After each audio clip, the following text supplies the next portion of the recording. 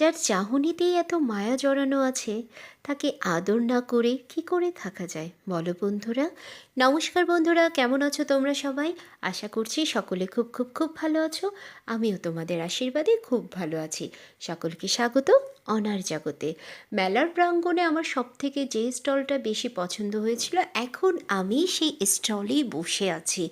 আমরা তো আমাদের নিজেদের জন্য শপিং করে থাকি, কিন্তু আমাদের সকলের বাড়িতেই কিন্তু বিগ্রহ থাকে। গোপাল ঠাকুর ছাড়াও অন্যান্য বিগ্রহ থাকে। শুধু কি নিজেদের জন্য কেনাকাটা করলে হবে?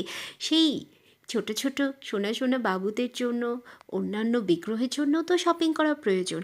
আর এখানের প্রতিটা কালেকশন ছিল দুর্দান্ত সুন্দর। যেমন ছিল মাথার মুকুট, পোশাক এবং গহনা, সাথে ছিল পুজোর সরঞ্জাম। তো আমি এখানে আমার গোপাল ঠাকুরকে দেখে তো এই দোকানে চোখটা আটকে গেছিলো।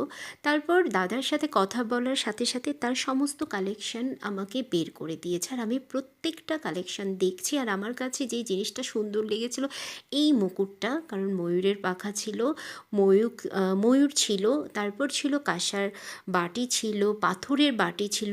আমাদের দৈনন্দিন পুজোর কাজে কিন্তু পাথরের বাটিও লাগে।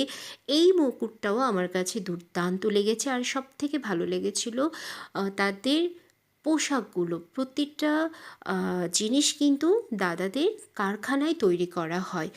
তো আমার কাছে দুটো ড্রেস খুব ভালো লেগেছিল। একটা হচ্ছে গ্রিন এবং ব্ল্যাকের সমন্বয়ে করা এই ড্রেসটা, আর একটা ছিল ময়ূরের ড্রেস, মানে অসাধারণ। আর এখানে না আমি কোনো ড্রেসের সাথে কোনো ড্রেসের তুলনা করতে পারবো না। অসম্ভব নিখুঁত কাজ ছিল, সেরকম কালার কম্বিনেশন ছিল। এই যে এই ড্রেসটা কিন্তু আমার গোপু সোনার জন্য খুবই পছন্দ হয়েছিল। এই পোশাকগুলো তোমাদের লাগলে আমার সাথে যোগাযোগ করতে ভুলো না।